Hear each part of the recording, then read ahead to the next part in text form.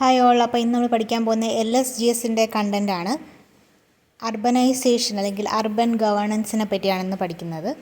അപ്പോൾ അതിൻ്റെ സിലബസാണ് ഞാൻ ഈ എഴുതിയിരിക്കുന്നത്. Urbanisation, concepts, trends of urbanisation in India, urban planning and management, urban development in ഇന്ത്യയിലെ കേരളത്തിലെയും emerging issues, structure and functions of urban local government, urban development policies, urban development programmes, citizen services, citizen amenities, principle of good urban governance.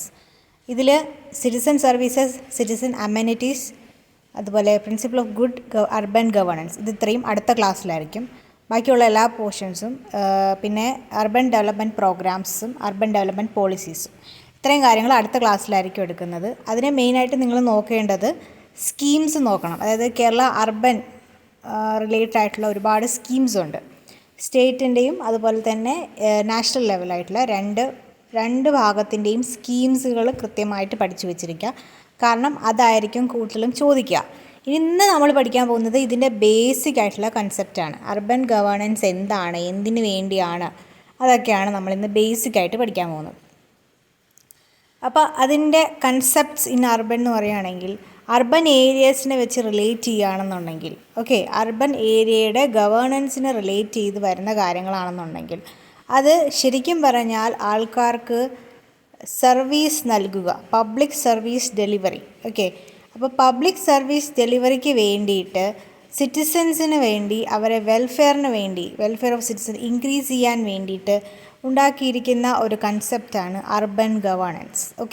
Urban governance in relation to urban areas to be reflective of how various constituencies of public service ഡെലിവറീൻ്റെ ഓരോ കോൺസ്റ്റിറ്റ്യുവൻസും എങ്ങനെയാണ് സിറ്റിസൻ്റെ welfare increase ചെയ്യുന്നത്, അതിനെ base ചെയ്താണ് urban governance പഠിക്കുന്നത്. അതായത് ഇത് ആക്ച്വലി നമ്മൾ അർബൻ ഗവേണൻസ് ഉദ്ദേശിക്കുന്നത് നമ്മുടെ സ്കീംസ്, നമ്മുടെ പോളിസീസ്, നമ്മുടെ ഓരോരോ വെൽഫെയർ പ്രോഗ്രാംസ്, ഇതൊക്കെ എങ്ങനെയാണ് അർബൻ ഏരിയാസിന് ഡെവലപ്മെൻറ്റ് കൊണ്ടുവരുന്നത്, അതെങ്ങനെയാണ് അവരുടെ വെൽഫെയർ ഇൻക്രീസ് ചെയ്യുന്നത് എന്ന് അറിയുന്നതാണ് ഈ അർബൻ ഗവേണൻസ്. ബേസിക്കലി അതാണ്. അപ്പോൾ ഇതിന് നമ്മൾ റിലേറ്റീവ്ലി എങ്ങനെ മെഷർ ചെയ്യുമെന്ന് വെച്ച് കഴിഞ്ഞാൽ സസ്റ്റൈനബിലിറ്റി എന്ന് വെച്ചാൽ അറിയാമല്ലോ, നമുക്ക് മാത്രമുള്ള ഭൂമിയല്ല, ഇനി വരുന്ന തലമുറയ്ക്കും ഉള്ള ഭൂമിയാണ്. സസ്റ്റെയിൻ ചെയ്ത് കൊണ്ടുപോവുക. സസ്റ്റൈനബിലിറ്റി, അതുപോലെ ഡീസെൻട്രലൈസേഷൻ നിങ്ങൾ പല ക്ലാസ്സസും കേട്ടിട്ടുണ്ടാവും. അതായത് ഒരു കാര്യത്തിൽ മാത്രം കേന്ദ്രീകരിക്കാതെ അധികാര വികേന്ദ്രീകരണം, അല്ലെങ്കിൽ അതിനെ ഡീസെൻട്രലൈസ് ചെയ്യുക. സെൻട്രലൈസേഷൻ്റെ ഓപ്പോസിറ്റാണ് ഡീസെൻട്രലൈസേഷൻ. അതായത് ഘട്ടമായിട്ട് ഓരോ ഏരിയാസിന് കൊടുക്കുക, അല്ലെങ്കിൽ അതിനെ ഡിവൈഡ് ചെയ്ത് കൊടുത്തിട്ട് ആ ഡിവൈഡ് ചെയ്യുന്നതനുസരിച്ച് അതിനെ ഗവേൺ ചെയ്യുക എന്നുള്ളതാണ് ഈ ഡീസെൻട്രലൈസേഷൻ കൊണ്ട് ഉദ്ദേശിക്കുന്നത്. ഇനി എഫിഷ്യൻസി എത്രത്തോളം വരുന്നു? ഇക്വിറ്റി. ഇനി അറിഞ്ഞിരിക്കേണ്ട ഒരു ഇമ്പോർട്ടൻ്റ് ആയിട്ടുള്ള ഒരു കൺസെപ്റ്റാണ് ഇക്വിറ്റിയും എക്വാളിറ്റിയും തമ്മിൽ നല്ല ഡിഫറൻസ് ഉണ്ട്. ഇക്വാലിറ്റി എന്ന് വെച്ച് കഴിഞ്ഞാൽ എല്ലാവർക്കും ഒരുപോലെ അവസരം കൊടുക്കുക. ഇപ്പോൾ കൂടുതൽ പുരുഷന്മാരും അല്ലെങ്കിൽ നമ്മുടെ സമൂഹം ഏറ്റവും കൂടുതൽ പറയുന്നത് ഇക്വാലിറ്റീനെ പറ്റിയിട്ടാണ്. പക്ഷേ ഇക്വിറ്റി എന്ന് വെച്ച് കഴിഞ്ഞാൽ കുറച്ചുകൂടി അവരുടെ എത്രയാണോ താഴ്ന്നിരിക്കുന്നത് അത്രയും അവരെ മുകളിലോട്ട് കയറ്റുക എന്നുള്ളതാണ്. അതാണ് നമ്മുടെ റിസർവേഷൻ സിസ്റ്റം ആക്ച്വലി ഇക്വിറ്റി പ്രിൻസിപ്പിളിനെ ബേസ് ചെയ്താണ്. റിസർവേഷൻ സിസ്റ്റം ഇല്ലാതിരുന്നെങ്കിൽ ഒരു പക്ഷേ നമ്മുടെ ഇന്ത്യയിൽ ഇക്വാലിറ്റി ആയിരുന്നേനെ, അതായത് എല്ലാവർക്കും ഒരേപോലത്തെ ഇതായിരുന്നേനെ. പക്ഷേ അങ്ങനെ പറ്റില്ല. കാരണം ഇൻഡിപെൻഡൻസ് ആവുന്നതിന് മുന്നേ ആയാലും ഇൻഡിപെൻഡൻസിന് ശേഷം ആയാലും ഒരുപാട് ആൾക്കാർ അവരെ എന്ത് ചെയ്യുന്നുണ്ട്, മാറ്റി നിർത്തപ്പെടുന്നുണ്ട് സൊസൈറ്റിയിൽ. അപ്പോൾ അത് സൊസൈറ്റിയിൽ റീസൺസ് കൊണ്ടാണ്. അപ്പോൾ അവരെ മുൻപന്തിയിൽ എത്തിക്കണമെങ്കിൽ അവർക്ക് എക്സ്ട്രാ കുറച്ച് കാര്യങ്ങളും കൂടെ നമ്മൾ എന്ത് ചെയ്യണം, സപ്പോർട്ട് കൊടുത്താൽ മാത്രമേ അവർ മുന്നിലേക്ക് വരും. ഉദാഹരണം പറയുകയാണെങ്കിൽ നിങ്ങളൊരു ക്ലാസ്സിൽ പഠിപ്പിക്കുകയാണ്. അപ്പോൾ ഒരു ക്ലാസ്സിൽ ഇപ്പോൾ നമ്മൾ പറയുകയാണ്, ചില ഇൻസ്റ്റിറ്റ്യൂട്ട്സൊക്കെ ഉണ്ടല്ലോ, ഭയങ്കര ഇൻസ്റ്റിറ്റ്യൂട്ട്സ്, അതായത് +2 കഴിഞ്ഞ് എടുക്കുന്ന പിള്ളേരെ, എൻട്രൻസ് ഒക്കെ പഠിപ്പിക്കുന്ന പിള്ളേരുണ്ട്. അപ്പം ഈ സ്കോളർഷിപ്പൊക്കെ കിട്ടുന്ന പിള്ളേരുണ്ട്. അപ്പോൾ അവർക്ക് ഓൾറെഡി സ്കോളർഷിപ്പ് ഉണ്ട്, അവർ ഭയങ്കര ടാലൻ്റ് ആയിട്ടുള്ള ആൾക്കാരായിരിക്കും. അപ്പോൾ അവരെ മുന്നിലെത്തിക്കുന്നത് വലിയ കാര്യമല്ല അല്ലേ. പക്ഷേ ഏറ്റവും പിന്നിൽ നിൽക്കുന്ന ആ ക്ലാസ്സിലെ ഏറ്റവും ബാക്കിലുള്ള കുട്ടിയെ പോലും ഫ്രണ്ടിലോട്ട് കൊണ്ടുവരാൻ സാധിക്കുന്നുവെങ്കിൽ അതാണ് ഏറ്റവും വലിയ വിജയം. അതുപോലെ തന്നെയാണ് ഇക്വാലിറ്റി എന്ന് വെച്ച് കഴിഞ്ഞാൽ എല്ലാവർക്കും ഒരേപോലെ. ഇക്വിറ്റി എന്ന് വെച്ച് കഴിഞ്ഞാൽ ആർക്കാണോ അവസരം നിഷേധിക്കപ്പെട്ട അവർക്ക് കുറച്ചുകൂടി സപ്പോർട്ട് കൊടുക്കുക എന്നുള്ളതാണ് ഇക്വിറ്റി കൊണ്ട് ഉദ്ദേശിക്കുന്നത്. സോ ഇക്വിറ്റി അളക്കുക, ആൾക്കാരുടെ പാർട്ടിസിപ്പേഷൻ, ആൾക്കാരെങ്ങനെയാണ് ഡെലിവറി ഓഫ് സർവീസിലേക്ക് പാർട്ടിസിപ്പേറ്റ് ചെയ്യുന്നത് അത് അളക്കുക. അതുപോലെ തന്നെ അക്കൗണ്ടബിലിറ്റി, സിവിക് എൻഗേജ്മെൻറ്റ് ഉദ്ദേശിക്കുന്നത് നമ്മൾ തന്നെ എൻഗേജ് ചെയ്ത് ഓരോ കാര്യങ്ങൾ ചെയ്യില്ലേ, RTA ഫയൽ ചെയ്യുന്നു, സർവീസിൻ്റെ കാര്യങ്ങൾ പറയുന്നു, ആ രീതിക്കുള്ള സിവിക് എൻഗേജ്മെൻറ്റ്. അതുപോലെ തന്നെ സിറ്റിസൺഷിപ്പ് ആൻഡ് സെക്യൂരിറ്റി. ഇതൊക്കെ വെച്ചാണ് നമ്മൾ അർബൻ ഗവേണൻസ് പ്രോപ്പറായിട്ട് നടക്കുന്നുണ്ടോ ഇല്ലോ എന്ന് നമ്മൾ കറക്റ്റായിട്ട് അസസ് ചെയ്യുന്നത്. അപ്പോൾ അർബൻ ഗവേണൻസ് എങ്ങനെ അളക്കാൻ സാധിക്കും എന്ന് പറയുകയാണെങ്കിൽ അത് ഈ പറയുന്ന സസ്റ്റൈനബിലിറ്റി എത്രത്തോളം പോകുന്നുണ്ട്, ഡീസെൻട്രലൈസേഷൻ എത്രത്തോളം എഫക്റ്റീവായിട്ട് നടക്കുന്നുണ്ട്, എത്ര എഫിഷ്യൻ്റായിട്ട് കാര്യങ്ങളെല്ലാം മുന്നോട്ട് പോകുന്നുണ്ട്, ഇക്വിറ്റി എത്രത്തോളം ഉണ്ട്, അങ്ങനത്തെ പല കാര്യങ്ങൾ ചേരുമ്പോഴാണ് ഈ അർബൻ ഗവേണൻസ് നമുക്ക് കറക്റ്റായിട്ട് അളക്കാൻ സാധിക്കുന്നത്. ഇത് ശരിക്കും പറഞ്ഞാൽ പീരിയോഡിക്കായിട്ട് ഇതിന് ഇമ്പ്രൂവ്മെൻറ്റ് കൊണ്ടുവന്ന് അതിനൊരു വൃത്തിയായിട്ടൊരു പാറ്റേണിലേക്ക് കൊണ്ടുവരാം. ഉദാഹരണം പറയുകയാണെങ്കിൽ ഇപ്പോൾ ട്രിവാൻഡ്രം കോർപ്പറേഷനിൽ നോക്കുവാണെങ്കിൽ തമ്പാനൂരിൽ നല്ല മഴ പെയ്യുകയാണെങ്കിൽ അവിടെ വെള്ളക്കെട്ടാവും അല്ലേ. അപ്പം അതിന് എങ്ങനെയാണ് അതിനൊരു നല്ല സിസ്റ്റമാറ്റിക്കായിട്ട് അവർക്ക് കൊണ്ടുവരാൻ സാധിക്കുന്നത്? ഓരോ മഴക്കാലം വരുന്ന സമയത്ത് അല്ലെങ്കിൽ ഓരോ സമയത്തും വേനലുള്ള സമയം ഉൾപ്പെടെ അവിടെയുള്ള ക്ലീനിങ് പ്രോസസ്സ്, ഡ്രെയിനേജ് എല്ലാം വൃത്തിക്ക് കൊണ്ടുപോകുക എന്നുള്ളത് it's A duty of A corporation അല്ലേ. അല്ലെങ്കിൽ അത് അവിടെയുള്ള ആൾക്കാർ വേസ്റ്റ് ഇടാതിരിക്കുക എന്നുള്ള സംഭവം അതെല്ലാം നമ്മൾ സിവിക് എൻഗേജ്മെൻറ്റിൽ ഉൾപ്പെടും. അപ്പോൾ ഇങ്ങനെ ഒരു കൂട്ടായ്മ, ഒരു അർബൻ സിസ്റ്റം തന്നെ ഒരുമിച്ച് നിന്നാൽ മാത്രമേ നമുക്ക് എന്ത് ചെയ്യാൻ പറ്റുള്ളൂ, ഒരു ഇമ്പ്രൂവ്മെൻറ്റ് ഈ സിസ്റ്റത്തിൽ കൊണ്ടുവരാൻ പറ്റുള്ളൂ. അതാണ് ഈ പറയുന്നത്. അതായത് പീരിയോഡിക് സ്ട്രെങ്തനിങ് വേണം. ഓക്കെ, അതായത് ഈ എന്താ പറയുക, കോർപ്പറേഷൻ മാത്രം വിചാരിച്ചാൽ പോരാ, അവിടെ താമസിക്കുന്ന ആൾക്കാർ, അവിടെ വേസ്റ്റ് കൊണ്ടിടുന്ന ആൾക്കാർ, അതെല്ലാവരും അറിഞ്ഞിരിക്കുന്ന ചെയ്യേണ്ട ഒരു കാര്യമാണ്. അപ്പോൾ ഇതെല്ലാം ഒരുമിച്ച് വന്നാൽ മാത്രമേ ഒരു കിടിലം അർബൻ ഗവേണൻസ് നമുക്ക് കൊണ്ടുവരാൻ സാധിക്കുകയുള്ളൂ. ഇത്രയും ഓർത്ത് വച്ചിരിക്കാം. ഇനി അർബൻ ഇഷ്യൂസ് എന്ന് നമ്മൾ പറയുകയാണെങ്കിൽ അർബൻ ഇഷ്യൂസിൻ്റെ തലക്കെട്ടിലാണ് അടുത്ത ടോപ്പിക്ക് വരുന്നത്. അപ്പോൾ അതിൽ ഏറ്റവും കൂടുതൽ വരുന്നത് അർബനൈസേഷൻ്റെ പ്രഷറാണ്. ഓക്കെ, ആദ്യത്തെ പോയിന്റ്. ഇത് വളരെ സിമ്പിളാണ്, ഞാൻ കൂടുതൽ എക്സ്പ്ലെയിൻ ചെയ്യാത്തത്. അതായത് ഒന്നാമത്തെ കാര്യം, നമ്മൾ ഈ അർബൻ ഏരിയാസ്, ഉദാഹരണത്തിന് കൊച്ചി അല്ലെങ്കിൽ ട്രിവാൻഡ്രം സിറ്റി ഏരിയാസിലൊക്കെ പോകുമ്പോൾ നമ്മൾ കാണുന്ന പ്രധാനപ്പെട്ട ഒരു പ്രശ്നമാണ് എന്താണ്, സാനിറ്റേഷൻ അല്ലെങ്കിൽ വൃത്തിയുടെ ഒരു പ്രശ്നം. 2 ഡ്രെയിനേജിൻ്റെ ഒരു ഇഷ്യൂ. 3 പ്രോപ്പറായിട്ട് നമ്മുടെ വെള്ളങ്ങൾ പോവാതെ ഡ്രെയിനേജ്, സാനിറ്റേഷൻ, പിന്നെ കറക്റ്റായിട്ട് എന്താ പറയുക, റോഡൊന്നും കൃത്യമായിട്ട്. അപ്പോൾ അങ്ങനത്തെ കുറച്ച് ഇഷ്യൂസ് ഉണ്ട്. അപ്പോൾ അർബനൈസേഷൻ വരുമ്പോൾ അർബനൈസേഷൻ ഉദ്ദേശിക്കുന്നത് എന്താണ്, ഒരു ഏരിയയിൽ എല്ലാ ഡെലിവറി സർവീസസും എല്ലാം ഉള്ള ഒരു ഏരിയ, സ്കൂള്, എയർപോർട്ട്, അതുപോലെ തന്നെ എല്ലാം ആ ഒരു ചുറ്റുവട്ടത്ത് തന്നെ ഉണ്ട്. അതാണ് അർബൻ ഏരിയ എന്ന് ഉദ്ദേശിക്കുന്നത്. അപ്പോൾ അങ്ങനെ വരുന്ന സമയത്ത് അവിടെ ഉള്ള ആൾക്കാർ കൂടുതൽ വരുമ്പോൾ അവിടെ ഒരു പ്രഷർ ഉണ്ടാവും. അതായത് ആ ഒരു സ്മോൾ ഏരിയയിൽ കുറേ ആൾക്കാർ തിങ്ങി പാർക്കുന്ന സമയത്ത്, അല്ലെങ്കിൽ അവർ പല പല സംഭവങ്ങളുള്ള സ്ഥലത്ത് അതിനെ കൃത്യമായിട്ട് കോറിലേറ്റ് ചെയ്ത് കൊണ്ടുപോകാൻ പറ്റിയില്ല എന്നുണ്ടെങ്കിൽ അവിടെ ഒരു പ്രഷർ ഉണ്ടാവും. അതാണ് പ്രഷർ ഓഫ് അർബനൈസേഷൻ ഉദ്ദേശിക്കുന്നത്. പിന്നെ ഫിനാൻഷ്യൽ കൺസ്ട്രെയിൻസ്.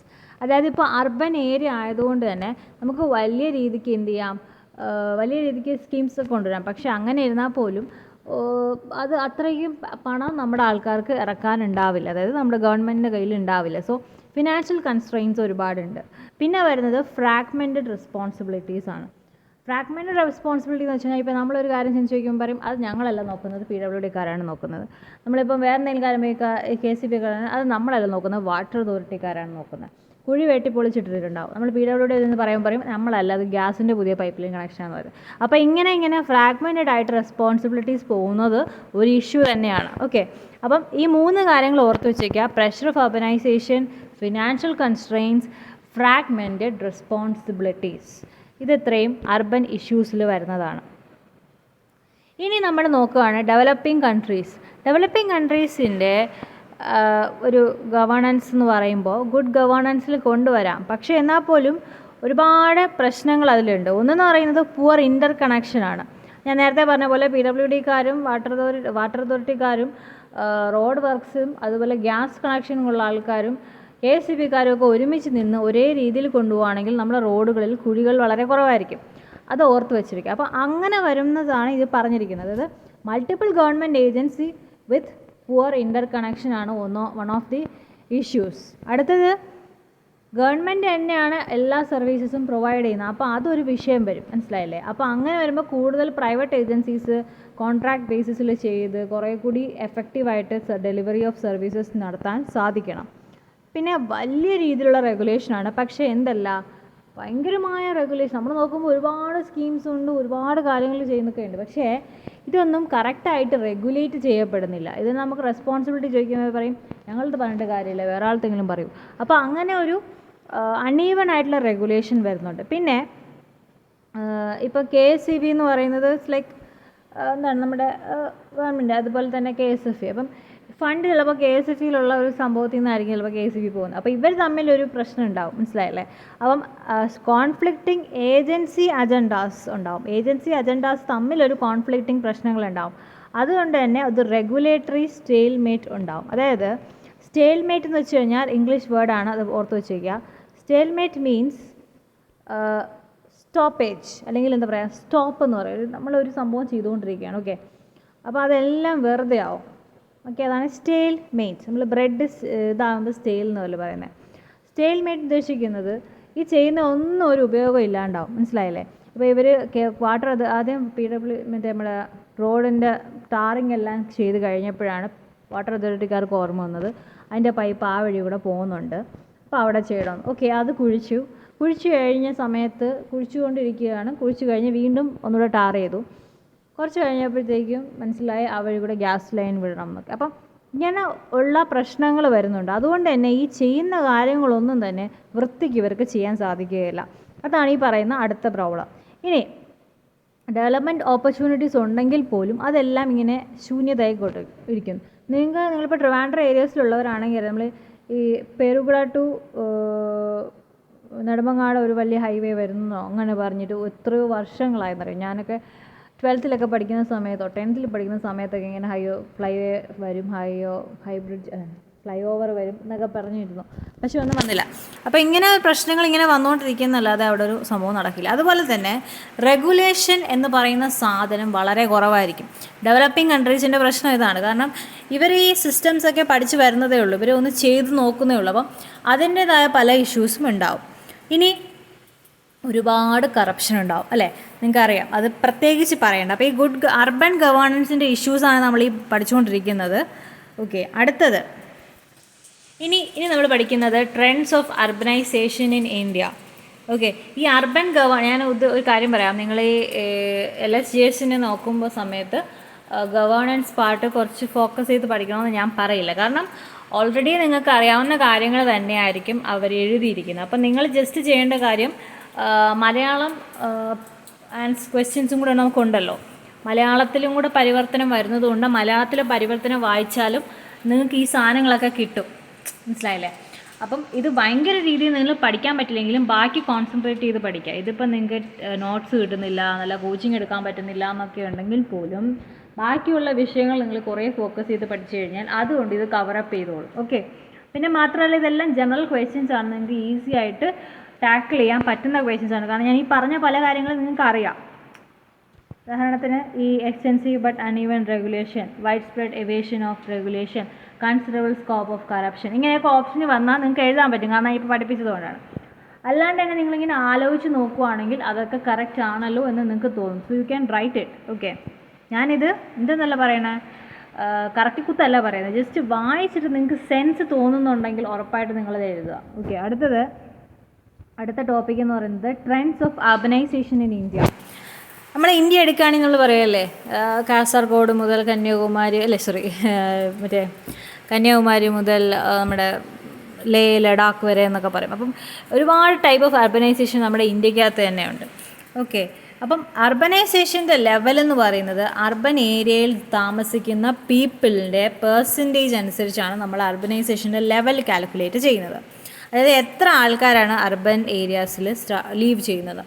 2011 സെൻസസ് പ്രകാരം 31.2% ആൾക്കാരാണ് അർബൻ ഏരിയാസിൽ ഇന്ത്യയിൽ എന്ത് ചെയ്യുന്നത്, താമസിക്കുന്നത്. അപ്പോൾ അർബനൈസേഷൻ ഇൻ ഇന്ത്യ എന്ന് പറയുന്നത് 1961 18% ആയിരുന്നത് 2011 സെൻസസ് പ്രകാരം 31.2% ആയിട്ട് മാറിയിട്ടുണ്ട്. ഇമ്പോർട്ടൻ്റ് ആണ് കേട്ടോ, അത് ചോദിക്കും. ഇങ്ങനത്തെ സംഭവങ്ങളാണ് പഠിച്ചു വയ്ക്കാനുള്ളത്. അടുത്തത് അർബനൈസേഷൻ വളരെ നല്ല രീതിയിൽ ഇൻക്രീസ് ആയിട്ടുണ്ട്. അതായത് ലാസ്റ്റ് 50 ഇയേഴ്സിൽ തന്നെ അത് ഓൾമോസ്റ്റ് ഡബിൾ ആയിട്ടുണ്ട്. ഓക്കെ, പക്ഷേ നമ്മുടെ അർബനൈസേഷൻ ഇപ്പോഴും ഡെവലപ്ഡ് കൺട്രീസിൽ നിന്നും കുറവാണ്. ലെവൽ ഓഫ് അർബനൈസേഷൻ എന്ന് പറയുന്നത് സദേൺ പാർട്ട് ഓഫ് ഇന്ത്യനേക്കാളും കൂടുതലാണ് സദേൺ പാർട്ട് ഓഫ് ഇന്ത്യയിലാണ് അർബനൈസേഷൻ കുറച്ചുകൂടി കൂടുതലുള്ളത്. സൗത്ത് ഇന്ത്യയിലാണ് കുറച്ചുകൂടി അർബനൈസേഷൻ കൂടുതലുള്ളത്. ഗോവ എന്ന് പറയുന്നതാണ് ഏറ്റവും മോസ്റ്റ് അർബനൈസ്ഡ് സ്റ്റേറ്റ്. അതുപോലെ തന്നെ മോസ്റ്റ് അർബനൈസ്ഡ് യൂണിയൻ ടെറിട്ടറി എന്ന് പറയുന്നത് ഡൽഹിയാണ്. ഇതൊക്കെ സെൻസസ് 2011 ആണ്. 2011 ശേഷം സെൻസസ് നടന്നിട്ടില്ല, അതുകൊണ്ട് 2011 സെൻസസ് പഠിച്ചു വെച്ചേക്കുക. ഓക്കെ, അർബൻ പോപ്പുലേഷൻ നമ്മുടെ ഡെവലപ്ഡ് കൺട്രീസിൽ നിന്നും കുറവാണ് ഇന്ത്യയിൽ. ഞാൻ നേരത്തെ പറഞ്ഞു 31.16. 20th സെഞ്ച്വറിയിലുള്ള ട്രെൻഡ് നോക്കുകയാണെങ്കിൽ അർബൻ പോപ്പുലേഷൻ 11-fold ആയിട്ട് ഇൻക്രീസ് ചെയ്തിട്ടുണ്ട്. അതിൻ്റെ കാരണം എന്ന് വെച്ച് കഴിഞ്ഞാൽ ഒരുപാട് അർബൻ സെൻറ്റേഴ്സ് വരുന്നു, പുതിയ ടൗൺസ് വരുന്നു, അങ്ങനെയാണ് അത് ഇൻക്രീസ് ആവുന്നത്. നോക്കൂ, ഇത് നമ്മുടെ എന്താ പറയുക ഇമ്പോർട്ടൻ്റ് ആയിട്ടുള്ളൊരു മാപ്പാണ്. മാപ്പല്ല, ഒരു ചാർട്ടാണ്. 2011 എത്ര ടൗൺസ് ഉണ്ടെന്ന് നോക്കൂ, 6171 ടൗൺസ് ഉണ്ട്. അതേസമയം 1901 വെറും 1877 ടൗൺസേ ഉള്ളൂ. മനസ്സിലായല്ലേ? അപ്പോൾ ആ സമയത്ത് 1901 പെർസെൻറ്റേജ് ഓഫ് ടോട്ടൽ പോപ്പുലേഷൻ എന്ന് വെച്ചാൽ 10.84 ആണ്. ഓക്കെ, ഇനി ഗ്രോത്ത് നോക്കുകയാണെങ്കിൽ ഇപ്പോൾ 2011 3,77,000 പേരാണ് അർബൻ പോപ്പുലേഷൻ ഉള്ളത്. അപ്പം നമ്മുടെ ടോട്ടൽ പോപ്പുലേഷൻ്റെ എത്ര പെർസെൻറ്റേജ് ആണിത്? 31.16% ആൾക്കാരാണ് നമ്മുടെ അർബനിൽ താമസിക്കുന്നത്. അതിൽ ഡയസിനൽ ഗ്രോത്ത് എന്ന് പറയും. ഓക്കെ, 10 വർഷം കൂടുമ്പോൾ ഉള്ള ഗ്രോത്ത് എന്ന് പറയുന്നത് 31.08% ആണ് ഡെസെന്നിയൽ ഗ്രോത്ത്. ഓക്കെ, ഇത്രയും ഈ ചാർട്ടിൽ ജസ്റ്റ് ഒന്ന് ഓടിച്ച് നോക്കുക. ഞാൻ ഈ നോട്ട്സ് എല്ലാം നമ്മുടെ ഇഗ്നോസി ടെലഗ്രാം ഗ്രൂപ്പിൽ ഇട്ടേക്കാം. അതിൻ്റെ ലിങ്ക് ഞാൻ ഡിസ്ക്രിപ്ഷനിൽ കൊടുത്തിരിക്കാം. അപ്പോൾ നിങ്ങൾക്ക് അത് ഡൗൺലോഡ് ചെയ്ത് വായിച്ച് പഠിക്കാം.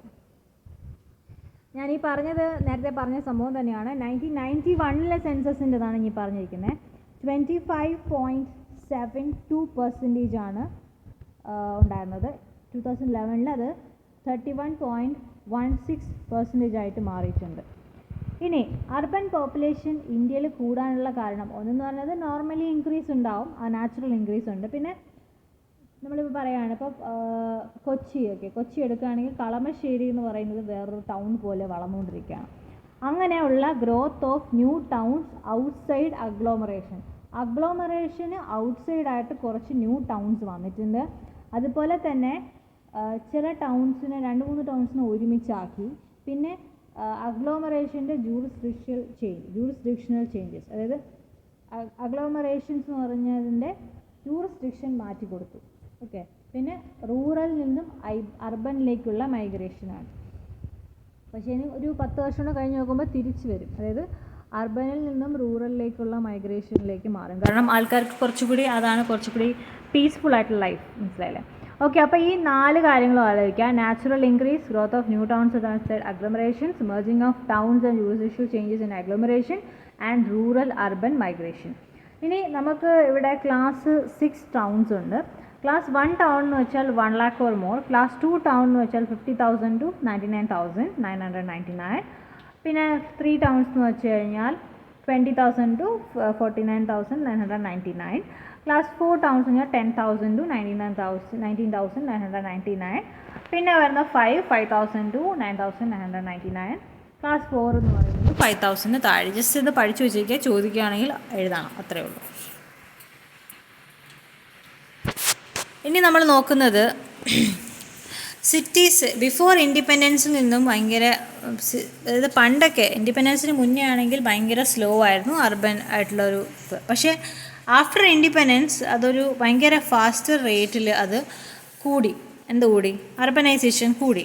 ഓക്കെ, അതായത് കാരണം എന്ന് വെച്ചാൽ ടൗൺസ് ഉണ്ടായി, അങ്ങനത്തെ പല കാര്യങ്ങൾ. ജസ്റ്റ് വായിച്ചാൽ മതി, വേറെ ഒന്നുമില്ല. ഇനി അതുപോലെ തന്നെ ഈസ്റ്റിൽ നിന്നും വെസ്റ്റ് പാകിസ്ഥാനിൽ നിന്നുള്ള പീപ്പിൾ മൈഗ്രേഷൻ ചെയ്തു. ഓക്കെ, അതുപോലെ തന്നെ നെയ്ബറിങ് കൺട്രീസ് കുറേ ആൾക്കാർ മൈഗ്രേഷൻ ചെയ്തു. അതൊക്കെ തന്നെ ഫാസ്റ്റർ അർബൻ ഗ്രോത്തിന് റീസണാണ്. പിന്നെ ഇന്ത്യ കുറച്ചുകൂടി എക്കണോമി അഡ്വാൻസ്ഡ് ആയതുകൊണ്ട് ബിക്കോസ് നമ്മുടെ ബംഗ്ലാദേശും നേപ്പാളും ഭയങ്കര പോവർട്ടി റിഡൻ ആയ കൺട്രീസ് ആയതുകൊണ്ട് കൂടുതൽ ആൾക്കാരും ഇങ്ങോട്ട് വന്ന് താമസിക്കാറുണ്ട്. അതുകൊണ്ട് തന്നെയാണ് ഇത്രയും കൂടുതൽ. പിന്നെ ഭയങ്കരമായ ഡെമോഗ്രഫിക് പ്രഷർ ബംഗ്ലാദേശിലുണ്ട്. ഡെമോഗ്രഫി എന്ന് ഉദ്ദേശിക്കുന്നത് അവിടെ ഉള്ള വർക്കിംഗ് പോപ്പുലേഷൻ, യൂത്ത് വളരെ കൂടുതലായിരുന്നു. അപ്പം അത് ബംഗ്ലാദേശിന് ഒരുപാട് ആൾക്കാർ അവിടെ നിന്ന് ഒരുപാട് ആൾക്കാരെ പറഞ്ഞൊക്കെ വിടും, അല്ലെങ്കിൽ അവിടെ നിന്ന് ആൾക്കാർ രക്ഷപ്പെട്ട് ഇങ്ങോട്ട് വന്ന് ജോലിയൊക്കെ ചെയ്യും, അറിയാലോ. അപ്പോൾ അത് നമ്മുടെ ലേബർ ഫോഴ്സിന് ഭയങ്കര ഇൻക്രീസ് ഉണ്ടാക്കിയെന്ന് നമ്മൾ അറിഞ്ഞിരിക്കണം. കാരണം നമ്മളിവിടെ എപ്പോഴും ബംഗാളീസ് എന്ന് പറയും, കളിയാക്കുന്ന ആൾക്കാരുണ്ടല്ലോ. നോർമലി അതെന്തെന്ന് ഉദ്ദേശിച്ചാൽ ബംഗ്ലാദേശിൽ നിന്നുള്ള പ്രശ്നം കൊണ്ട് വരുന്ന ആൾക്കാരെയാണ് ഉദ്ദേശിക്കുന്നത്. പക്ഷേ ഇവിടെ ഉള്ള മിക്ക ആൾക്കാരും is from north east only, not Bangladeshis. ഇനി 2001 സെൻസസിൽ നമ്മൾ ഇന്ത്യൻ സ്റ്റേറ്റ്സിനെയും യൂണിയൻ ടെറിട്ടറീസിനെയും 3 ഗ്രൂപ്പാക്കി മാറ്റി. ഗ്രൂപ്പ് എ എന്ന് പറയുന്നത് സ്റ്റേറ്റ്സും യൂണിയൻ ടെറിട്ടറീസും ഹയർ ലെവൽ ഓഫ് അർബനൈസേഷൻ ഉള്ളതാണ് ഗ്രൂപ്പ് എ. ഗ്രൂപ്പ് ബി എന്ന് പറയുന്നത് മോഡറേറ്റ് ലെവൽ ഓഫ് അർബനൈസേഷൻ, അതായത് 20% കൂടുതൽ അർബനൈസേഷൻ, പക്ഷേ 8 ആവറേജിനേക്കാളും കുറവ്. ഓക്കെ, നാഷണൽ ആവറേജിനേക്കാളും കുറവ്.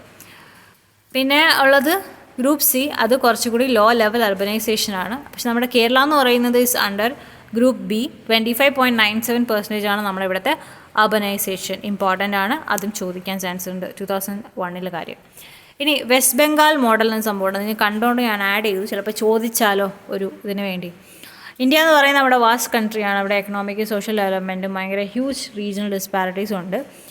അപ്പം ഒരുപാട് റിസോഴ്സസ്, നാച്ചുറലും ഹ്യൂമൻ റിസോഴ്സസും ഒരുമിച്ച് വരുമ്പോൾ, അതുപോലെ തന്നെ ഒരു ഏരിയയുടെ ഹിസ്റ്റോറിക്കൽ റീജിയൻ, അതിൻ്റെ ജിയോഗ്രഫിക്കൽ ലൊക്കേഷൻ, ഇൻ്റർനാഷണൽ ബോർഡേഴ്സിനടുത്തുള്ള എന്താ പറയുക അതിൻ്റെ ലൊക്കേഷൻ, ക്രോസ് ബോർഡർ മൈഗ്രേഷൻ ബംഗ്ലാദേശിൽ നിന്ന് ബംഗാളിലേക്ക്, അതുപോലെ തന്നെ അഗ്രികൾച്ചറും ഇൻഡസ്ട്രിയൽ ഡെവലപ്മെൻറ്റിൻ്റെ ലെവൽ, അതുപോലെ സ്റ്റേറ്റ് ഗവൺമെൻറ് ഒരുപാട് ഇനീഷ്യേറ്റീവ്സ് എടുത്തിട്ടുണ്ട്. അതുകൊണ്ട് തന്നെ വെസ്റ്റ് ബംഗാൾ മോഡൽ എന്ന് പറഞ്ഞാൽ നമ്മുടെ കേരള മോഡൽ പോലെ ഭയങ്കര ഇൻഫ്ലുവൻസ് ഉള്ളതാണ് അർബനൈസേഷന്.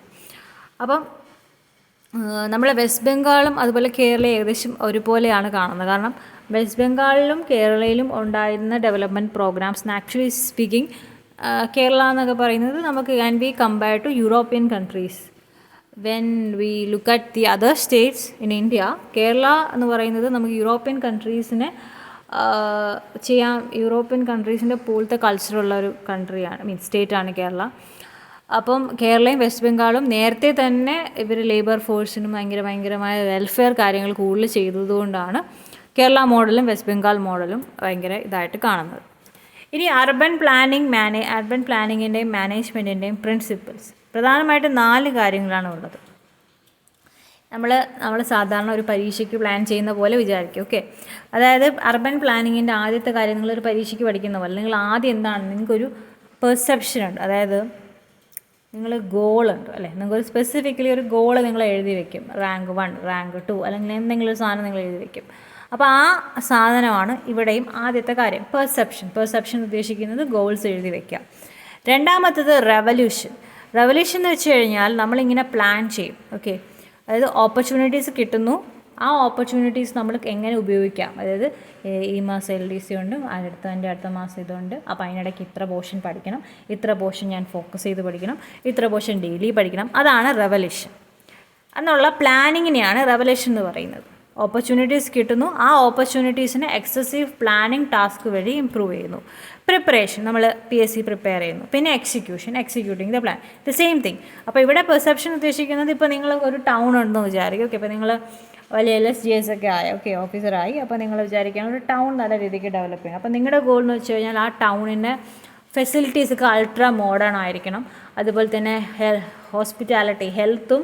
ഹോസ്പിറ്റാലിറ്റി, ടൂറിസം, അങ്ങനത്തെ മേഖലകൾ കുറച്ചുകൂടി ഇമ്പ്രൂവ് ചെയ്യണമെന്ന് വിചാരിക്കുന്നു.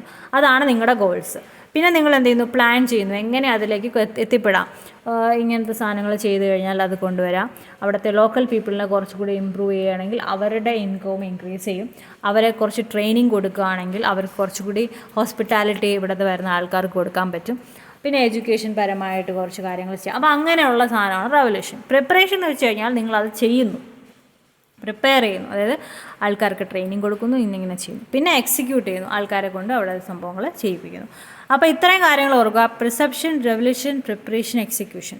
പരീക്ഷയുടെ കാര്യം ഓർത്താൽ മതി, അത് തന്നെയാണ് സാധനം. അർബൻ ഡെവലപ്മെൻറ്റിൻ്റെ ഏറ്റവും ഇമ്പോർട്ടൻ്റ് ആയിട്ടുള്ള കാര്യമാണ് പ്ലാനിങ്. നമ്മുടെ പരീക്ഷയ്ക്ക് നമ്മൾ പറയുമല്ലോ ഏറ്റവും ഇമ്പോർട്ടൻ്റ് ആയിട്ടുള്ള കാര്യം പ്ലാനിങ് ആണെന്ന്. യെസ്, അപ്പോൾ ഇവിടെ അർബൻ ഡെവലപ്മെൻറ്റിൻ്റെ ഏറ്റവും ഇമ്പോർട്ടൻ്റ് കാര്യം അർബൻ പ്ലാനിങ് ആണ്. അർബൻ പ്ലാനിങ്ങിൻ്റെ കുറച്ച് ഡെഫിനിഷനാണ് ഞാൻ എഴുതിയിരിക്കുന്നത്. ഇങ്ങനെ ചിലപ്പോൾ ചോദിക്കാം. Okay, dash is a study of built environment of a city, town or other urban areas and closely related to environmental studies, conservation and land use planning. അപ്പോൾ അത് അർബൻ പ്ലാനിങ് ആണെന്ന് അറിഞ്ഞിരിക്കണം. അപ്പോൾ അതിന് വേണ്ടിയാണ് ഈ ഡെഫിനേഷൻസ് ഒക്കെ എഴുതിയിരിക്കുന്നത്. ജസ്റ്റ് ഒന്ന് വായിച്ചു നോക്കുക, സിമ്പിളായിട്ടുള്ള കാര്യങ്ങളാണ്. ചോദിക്കുവാണെങ്കിൽ എഴുതണമല്ലോ അതിന് വേണ്ടി. അർബൻ പ്ലാനിങ് എന്ന് വെച്ച് കഴിഞ്ഞാൽ കോംപ്ലക്സും ഡൈനമിക്കുമായ പ്രോസസ്സാണ്. ഡിവേഴ്സ് ആയിട്ടുള്ള ആക്ടിവിറ്റീസിനെ നമ്മൾ സിന്തസൈസ് ചെയ്ത് പെർസ്പെക്റ്റീവ് ചെയ്ത് ആസ്പയർ ചെയ്ത് റിസോഴ്സസിനെ ഒരു പുതിയ സാധനമാക്കി ഒരു കോമ്പോസിറ്റ് ഹോളാക്കി മാറ്റുന്ന സാധനമാണ്. അർബൻ പ്ലാനിങ് എന്ന് വെച്ച് കഴിഞ്ഞാൽ important public policies government regulate ചെയ്യുന്നു.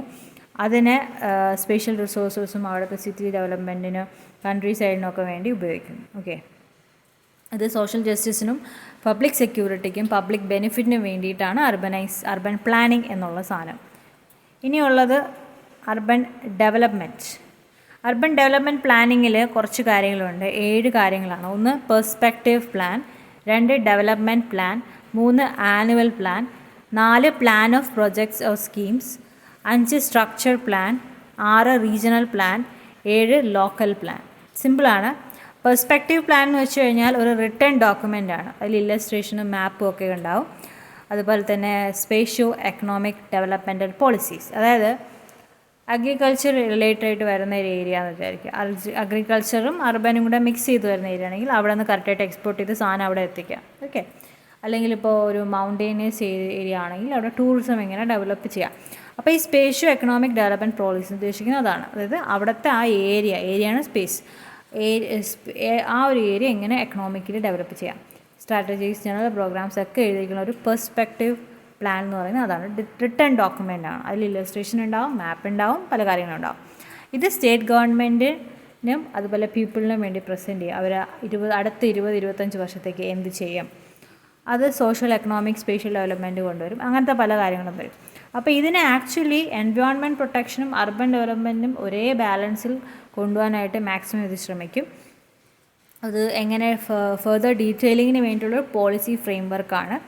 അത് അർബൻ ലോക്കൽ അതോറിറ്റിക്ക് ഒരു ഗൈഡായിട്ട് കൊണ്ടുപോകാം. ഓക്കെ, അതായത് അത് അങ്ങനെ ചെയ്യാമെന്നുള്ളത്. ഓക്കെ, അടുത്തത് ഡെവലപ്മെൻറ്റ് പ്ലാൻ. ഡെവലപ്മെൻറ്റ് പ്ലാൻ എന്ന് വെച്ച് കഴിഞ്ഞാൽ ആക്ച്വലി ഒരു മീഡിയം ടേം 5 ഇയേഴ്സിനൊക്കെയുള്ള കുഞ്ഞു പ്ലാൻസാണ് ഡെവലപ്മെൻറ്റ് പ്ലാൻ. അതൊരു നമ്മൾ നെസസറി ഡീറ്റെയിൽസ് ഒക്കെ കൊടുത്ത് എന്തൊക്കെ ചെയ്യണം, സ്ട്രാറ്റജി, ഫിസിക്കൽ പ്രപ്പോസലൊക്കെ കൊടുക്കുന്ന സാധനമാണ്. അതിന് ലോക്കൽ അതോറിറ്റിക്ക് ഒരു ഡെവലപ്മെൻറ്റ് പ്ലാൻ അഡോപ്റ്റ് ചെയ്യാൻ പറ്റില്ല unless it is conceived within the frame of A perspective. അതായത് പെർസ്പെക്റ്റീവ് പ്ലാനിലുള്ള ഡെവലപ്മെൻറ്റ് സാധനമേ ഡെവലപ്മെൻറ്റ് പ്ലാനിൽ കൊണ്ടുവരാൻ പറ്റൂ. എക്സ്ട്രാ സാധനം കൊണ്ടുവരാൻ പറ്റില്ല. അടുത്തത് ഡെവലപ്മെൻറ്റ് പ്ലാൻ എന്ന് വെച്ച് കഴിഞ്ഞാൽ സ്റ്റാറ്റ്യൂട്ടറി പ്ലാനാണ്. Approved and adopted by local അതോറിറ്റിയാണ്. സ്കീംസും പ്രൊജക്ട്സും വെച്ചിട്ട് TT തഥാനെ പ്രകാരം ഡെവലപ്മെൻറ്റ് പ്ലാൻ എന്ന് വെച്ച് കഴിഞ്ഞാൽ നാഷണൽ എക്കണോമിക് ആൻഡ് സോഷ്യൽ എഫേർട്ടിനെ നാഷണൽ ഡെവലപ്മെൻറ്റ് ഗോൾസ് അച്ചീവ് ചെയ്യാൻ വേണ്ടി അല്ലെങ്കിൽ പ്രൊമോട്ട് ചെയ്യാൻ വേണ്ടി ഉപയോഗിക്കുന്ന ഡെവലപ്മെൻറ്റ് ഒരു പ്രോസസ്സ് ആണ് നമ്മുടെ ഡെവലപ്മെൻറ്റ് പ്ലാൻ. ജസ്റ്റ് ഇത് വായിച്ചു നോക്കുക, ചോദിക്കുവാണെങ്കിൽ എഴുതണം, അത്രേ ഉള്ളൂ. ഓക്കെ, ഇനിയുള്ളത് ആനുവൽ പ്ലാൻ. ആനുവൽ പ്ലാൻ എന്ന് വെച്ച് കഴിഞ്ഞാൽ ഒരു വർഷത്തേക്കൊക്കെ ഉള്ള പ്ലാനാണ്. നമുക്കറിയാമല്ലോ, നമ്മൾ ബഡ്ജറ്റൊക്കെ ഏകദേശം അതുപോലെ വരും. പുതിയ സ്കീംസ് എങ്ങനെ കൊണ്ടാക്കണം, അങ്ങനത്തെ സാധനങ്ങളാണ് ഈ ആനുവൽ പ്ലാൻ. അത് ആക്ച്വലി റിസോഴ്സ് എങ്ങനെ ഉപയോഗിക്കണം, അതെങ്ങനെ ഫണ്ട് ചെയ്യണം, അങ്ങനത്തെ കാര്യങ്ങളൊക്കെ ചെയ്യുന്നതാണ് ആനുവൽ പ്ലാൻ. അത് ബഡ്ജറ്ററി പ്രോസസ്സിൻ്റെ ഏറ്റവും ഇമ്പോർട്ടൻ്റ് ആയിട്ടുള്ള ലിങ്കാണ് ആനുവൽ പ്ലാൻ. ഇനി പ്ലാൻ ഓഫ് സ്കീംസ് പ്രൊജക്റ്റ്, അതായത് ഇത് ഡെവലപ്മെൻറ്റ് പ്ലാനിലും സ്കീംസ് പ്രൊജക്റ്റിൽ ഡെവലപ്മെൻറ്റ് പ്ലാനിനുള്ളിൽ വരുന്ന സാധനമാണ്. ഏതൊക്കെ സ്കീംസ്, ഏതൊക്കെ പ്ലാൻസ് എവിടെയൊക്കെ വർക്ക് ചെയ്യണം, residential, commercial, industrial, recreational, education, health related ആയിട്ടുള്ള കാര്യങ്ങൾ എവിടെ വരണം, അത് ആര് നിർവഹിക്കണം, ഗവൺമെൻറ്റോ ഏജൻസിയോ സെമി ഗവൺമെൻറ് ഏജൻസിയോ പ്രൈവറ്റ് ഏജൻസിയോ, അങ്ങനത്തെ സാധനങ്ങളെല്ലാമാണ് പ്ലാൻ ഓഫ് സ്കീംസ് പ്രൊജക്ട്സ് വരുന്നത്. സ്ട്രക്ചർ പ്ലാൻ വെച്ച് ഭയങ്കര ഇമ്പോർട്ടൻ്റ് ആണ്. അതൊരു കീ ഡോക്യുമെൻ്റ് ആണ്. അതായത് ആ ഒരു ലാൻഡിൻ്റെ ഫ്യൂച്ചർ യൂസിനും സിറ്റിയുടെ എൻവയോൺമെൻറ്റിൻ്റെ പ്രൊട്ടക്ഷനും വേണ്ടിയിട്ടാണ് വരുന്നത്. അത് ഫ്യൂച്ചർ ഡെവലപ്മെൻറ്റും അതിൻ്റെ ഡിസ്ട്രിബ്യൂഷനും ഒക്കെ വേണ്ടിയിട്ടാണ് വരുന്നത്. നമ്മുടെ എക്കണോമിക് പ്രോസ്പെറിറ്റിയും സോഷ്യൽ വെൽബീയിങ്ങിനെയും കുറേ കൂടി ഇൻഫ്ലുവൻസ് ചെയ്യുന്ന ഒരു സംഭവമാണ്. ഇത് actually written and illustrated statement of local planning അതോറിറ്റിയാണ്. Written and illustrated statement of local planning authorities policy and main proposals for change on a large scale. ഒരു സ്മോൾ സ്കെയിലെ സാധനം എങ്ങനെ ലാർജ് സ്കെയിലിൽ ഇമ്പ്രൂവ് ചെയ്യും എന്നുള്ള സാധനമാണ് ഈ ഒരു കീ ഡോക്യുമെൻ്റായ സ്ട്രക്ചർ പ്ലാൻ ചോദിക്കുക. അതായത് നാഷണൽ റീജിയണൽ പോളിസീസ് എന്തൊക്കെയാണ്, അതിൻ്റെ എയിംസ് എന്തൊക്കെയാണ്, പോളിസി ഇതെല്ലാം ഇതിൽ പറഞ്ഞിട്ടുണ്ടാവും. ഓക്കെ, ജസ്റ്റ് ഇത് വായിച്ചു നോക്കുക. ഇതായിട്ട് വരുവാണെങ്കിൽ ജസ്റ്റ് വായിച്ചാൽ നിങ്ങൾക്ക് മനസ്സിലാവും. റീജിയണൽ ഡെവലപ്മെൻറ്റ് പ്ലാൻ എന്ന് വെച്ച് കഴിഞ്ഞാൽ റീജിയണൽ പെർസ്പെക്റ്റീവ് പ്ലാനിനുള്ളിൽ വരുന്ന ഒരു കോംപ്രഹെൻസീവ് മീഡിയം ടേം 5 ഇയർ പ്ലാനാണ്.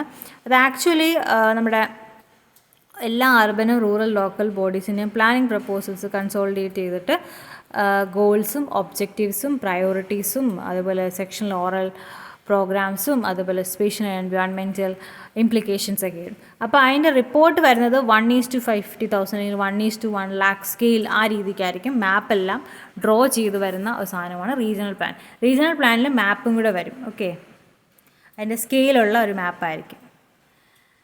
ലോക്കൽ പ്ലാൻ എന്ന് വെച്ച് കഴിഞ്ഞാൽ ഈ ഡീസെൻട്രലൈസ്ഡ് പ്ലാനിൻ്റെ ഒരു റിസൾട്ടാണ്. ഇതെന്ന് പറയുന്നത് മുനിസിപ്പാലിറ്റി അല്ലെങ്കിൽ പർട്ടിക്കുലർ മുനിസിപ്പൽ വാർഡോ അവരെ ലോക്കൽ നീഡിനനുസരിച്ച് ഉണ്ടാക്കുന്നതാണ് ലോക്കൽ പ്ലാൻ.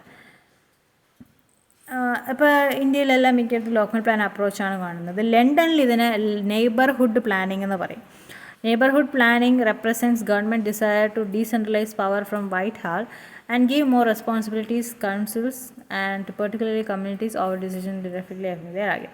അതായത് ഇപ്പോൾ നമുക്കറിയാം നമ്മുടെ ഏരിയയിലെ പ്രശ്നങ്ങളല്ല. നമ്മുടെ ഏരിയയിൽ ഇപ്പോൾ എന്ത് പ്രശ്നം, ആവശ്യമില്ലാതെ മഴ പെയ്യുക, ആവശ്യമില്ലാത്ത മണ്ണൊലിച്ച് പോവുക, ആവശ്യമില്ലാത്ത കോറികൾ, ഇങ്ങനത്തെ സാധനങ്ങളാകാൻ നമുക്ക് എന്ത് ചെയ്യാം, നമുക്ക് അവിടുത്തെ ഇപ്പോൾ നമ്മളവിടുത്തെ മെയിൻ ആൾ ദിസ് മീൻസ് നമ്മളവിടെ സെക്രട്ടറിയോ അല്ലെങ്കിൽ ഡെവലപ്മെൻറ്റ് ഓഫീസറൊക്കെ ആണെങ്കിൽ നമുക്ക് ഒരു ലോക്കൽ പ്ലാൻ ചെയ്യാം. അപ്പോൾ നമ്മൾ ആക്ച്വലി ഡീസെൻട്രലൈസ്ഡ് പ്ലാനിൻ്റെ റിസൾട്ടാണ് ഈ പ്ലാൻ എന്ന് പറയുന്നത്. മുനിസിപ്പൽ വാർഡ് അല്ലെങ്കിൽ മുനിസിപ്പാലിറ്റിയാണ് പ്രിപ്പയർ ചെയ്യുന്നത്.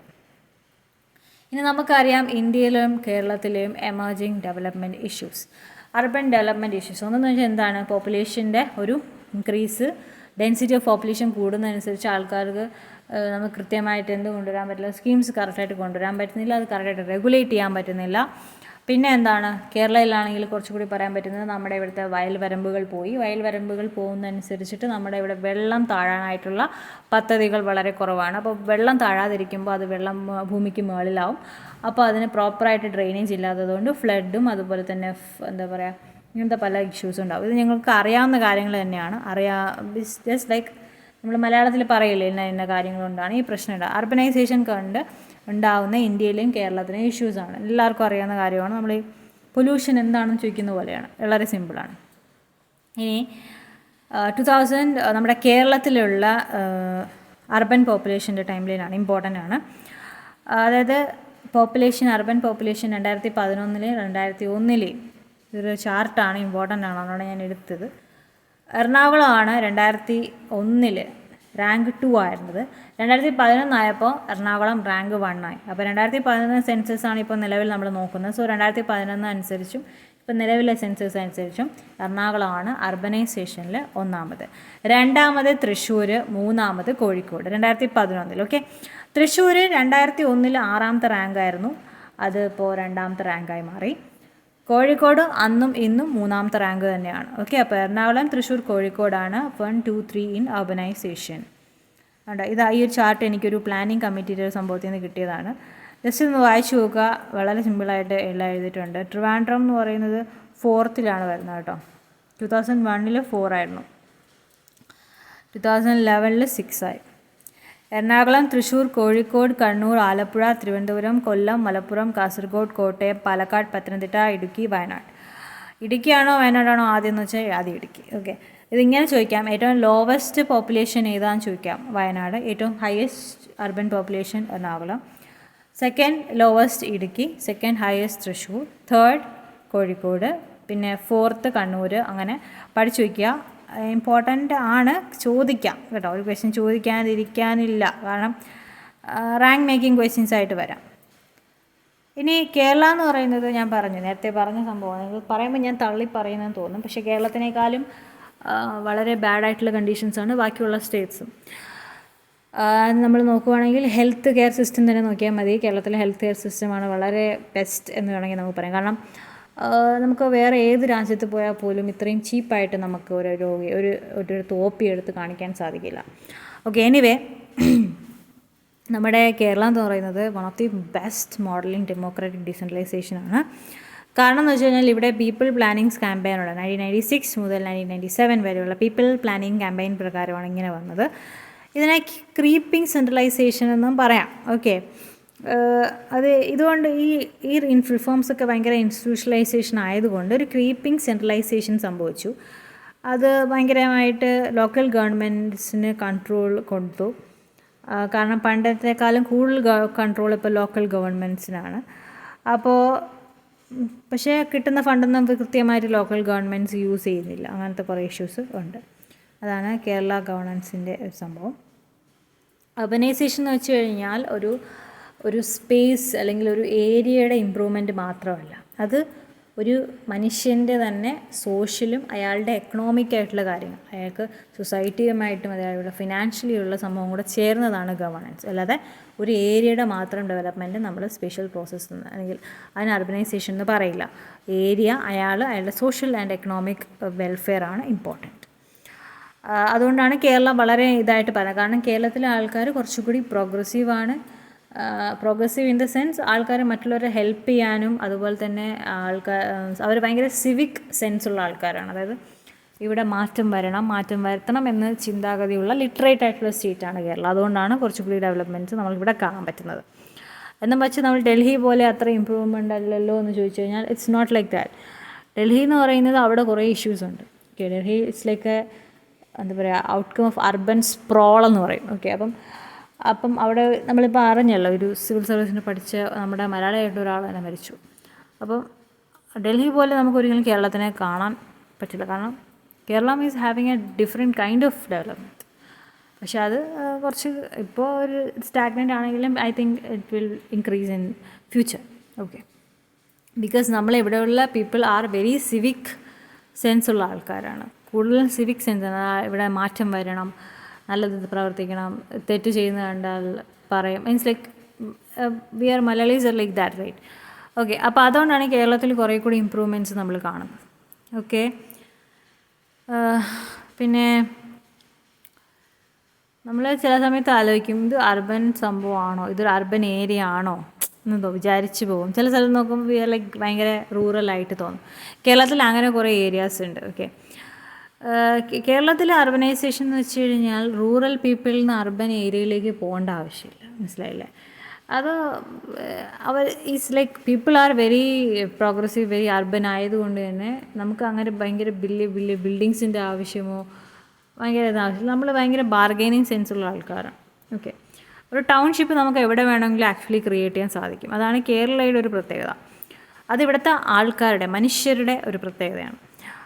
ഗ്രാമപഞ്ചായത്ത് ആക്ച്വലി പല ഗ്രാമപഞ്ചായത്ത് പോയി നോക്കിക്കഴിഞ്ഞാലും ചില അംഗനവാടിയിലൊക്കെ പോയി നോക്കിക്കഴിഞ്ഞാൽ ഭയങ്കര സൂപ്പറായിട്ടാണ് ഈ നമ്മുടെ ഗ്രാമപ്രദേശങ്ങളിലൊക്കെ അവർ ചെയ്യുന്നത്. വൃത്തിക്കാണ് അവർ ചെയ്യുന്നത്. അപ്പം നമ്മൾ പറയുന്ന സോ കോൾഡ് അർബൻ ഏരിയാസിനേക്കാളും ഭയങ്കര ബെറ്റർ ആയിട്ടാണ് അവർ നോക്കുന്നത്. ഓക്കെ, ഇനി ഇത് നോക്കുക, ഇമ്പോർട്ടൻ്റ് ആണ്. നമ്മുടെ inclusive urban development to build inclusive Kerala, അതാണ് നമ്മുടെ വിഷൻ. അതിൻ്റെ ആവശ്യം, ദ പ്രീ കണ്ടീഷൻസ് എന്ന് പറയുന്നത് നോൺ നെഗോഷ്യബിൾ എന്ന് പറഞ്ഞാൽ പ്ലേസ് ഇല്ലാതെ നമുക്കൊരു അർബൻ ഡെവലപ്മെൻറ്റ് പറ്റില്ല. അപ്പോൾ ആ ഒരു പ്ലേസിന് എന്തൊക്കെ ചെയ്യണം എന്നുള്ളതാണ്. അതിൻ്റെ എൻട്രി പോയിന്റ് എന്ന് വെച്ച് കഴിഞ്ഞാൽ സ്പേസിനെ കറക്റ്റായിട്ട് ഫ്രെയിം വർക്ക് ചെയ്യണം. അപ്പോൾ ആരൊക്കെയാണ് അതിന് കറക്റ്റായിട്ട് ചെയ്യേണ്ടത്? Governance, service, infrastructure, land, financing. ഇതാണ് inclusive urban development for an inclusive Kerala. നമ്മുടെ ഡെവലപ്മെൻറ്റ് എന്ന് പറയുന്നത് ഇതാണ്, ഇൻക്ലൂസീവ് അർബൻ ഡെവലപ്മെൻറ്റ്. ഈ സ്ട്രക്ചർ അല്ലെങ്കിൽ പേജ് ഓർത്ത് വച്ചിരിക്കുക, ചോദിക്കും. കേരള എന്ന് പറയുന്നത് കഴിഞ്ഞാൽ ഒരു ഇൻക്ലൂസീവ് സൊസൈറ്റിയാണ്, എല്ലാവരെയും ചേർത്ത് കൊണ്ടുപോകുന്ന സൊസൈറ്റിയാണ്. അതുകൊണ്ട് തന്നെ അർബനൈസേഷൻ, സോക്കോൾ അർബനൈസേഷൻ കാണാൻ സാധിക്കില്ലെങ്കിൽ പോലും എല്ലാവരുടെയും മനസ്സിലുണ്ടെന്നുള്ളതാണ്. ഓക്കെ, അതുകൊണ്ടാണ് നമ്മൾ കേരള ഇൻക്ലൂസീവ് ഡെവലപ്മെൻറ്റിലേക്ക് പോകുന്നത്. കേരള ആക്ച്വലി നമ്മൾ ഇനി ചെയ്യേണ്ട കാര്യം എന്ന് വെച്ച് കഴിഞ്ഞാൽ സസ്റ്റൈനബിൾ അർബനൈസേഷനാണ്. ഓക്കെ, അതായത് അർബനൈസേഷൻ നമുക്ക് മാത്രം പോരാ, പാടങ്ങൾ വെട്ടി നികത്തി അതിൽ ഫ്ലാറ്റ് വെച്ചാൽ പോരാ, പാടങ്ങൾ ബാക്കിയുള്ള ഭാവിയിലുള്ള ആൾക്കാർക്ക് ആവശ്യമാണ്, ഭാവിയിലുള്ള ഫ്യൂച്ചറിന് ആവശ്യമാണെന്നുള്ള ഒരു സംഭവം നമുക്ക് വേണം എന്നുള്ളതും ഇത് പറയുന്നുണ്ട്. ന്യൂ അർബൻ അജണ്ട എന്ന് പറയുന്നത് UN conference on housing and sustainable urban ഡെവലപ്മെൻറ്റിൽ പറയുന്നുണ്ട്. അതിൻ്റെ ഒരു ക്ലാസ് ഞാൻ എടുക്കാം. അതാണ് അടുത്ത ഇമ്പോർട്ടൻ്റ് ആയിട്ടുള്ള കാര്യം. ഒരു ഡെവലപ്മെൻറ്റ് ഉണ്ടാവണമെങ്കിൽ ഏറ്റവും ആവശ്യം കപ്പാസിറ്റി ഡെവലപ്പ് ചെയ്യുക, അതുപോലെ financing, urban development, urban infrastructure improve ചെയ്യുക, അർബൻ സർവീസസ് ഇമ്പ്രൂവ് ചെയ്യുക, എൻവയോൺമെൻറ്റ് റെസൈലൻസ് കൊണ്ടുവരിക, ലോക്കൽ എക്കണോമിക് ഡെവലപ്മെൻറ്റും പോവർട്ടി റിഡക്ഷൻ. ഇതൊക്കെയാണ് നമ്മുടെ അർബൻ ഗവേണൻസിൻ്റെ ആവശ്യകത. നമ്മളെ കേരളത്തിൽ 94 അർബൻ ലോക്കൽ ഗവൺമെൻറ് ബോഡീസ് ഉണ്ട്, 14 ഡിസ്ട്രിക്റ്റിലായിട്ട്. എറണാകുളത്താണ് ഏറ്റവും ഹയസ്റ്റ് ULB, 14 ULB ഉണ്ട്. ഇടുക്കിയിലാണ് ഏറ്റവും കുറവ് ULB എന്ന് വെച്ചാൽ അർബൻ ലോക്കൽ ബോഡീസ്. ഓക്കെ, എറണാകുളത്ത് 14, ഇടുക്കിയിൽ 2 ഉള്ളത്. സോ ഇതാണ്. പിന്നെ നമ്മുടെ ഓർഗനൈസേഷൻ സ്ട്രക്ചർ ഇതാണ്. Mayor, deputy mayor, corporation secretary. ഇനി ഇവർക്ക് കൗൺസിലും സ്റ്റിയറിംഗ് കമ്മിറ്റി, സ്റ്റാൻഡിംഗ് കമ്മിറ്റി ഒക്കെ ഉണ്ട്. Corporation secretary, additional secretary, deputy secretary. പിന്നെ വരുന്നത് finance, government welfare, health, works, town planning, tax appeal, education, ഇതെല്ലാം. പിന്നെ വരുന്നത് പ്രൊജക്റ്റ് ഇംപ്ലിമെൻറ്റേഷൻ യൂണിറ്റ് ഉണ്ട്, ഡിപ്പാർട്ട്മെൻറ്റ്സ് ഉണ്ട്, സ്റ്റാൻഡിംഗ് കമ്മിറ്റീസ് ഒക്കെ ഉണ്ട്. അപ്പം ജസ്റ്റ് ഒരു സ്ട്രക്ചറാണ്. മേയർ ആയിരിക്കും ചീഫ് എക്സിക്യൂട്ടീവ് ഓഫീസർ, അതുപോലെ ഡെപ്യൂട്ടി മേയർ ഉണ്ട്. അതിൻ്റെ താഴെയാണ് corporation secretary, additional secretary, deputy secretary. Okay, ഇത്രയാണ് അന്ന് നമ്മൾ ക്ലാസ്സിൽ തീർക്കുന്നത്. Thank you so much. See you next video. Notes എല്ലാം നമ്മുടെ ഇഗ്നോസിയുടെ ടെലഗ്രാം ചാനലിടും. ലിങ്ക് ഞാൻ പിൻ ചെയ്തേക്കാം. Thank you so much. By.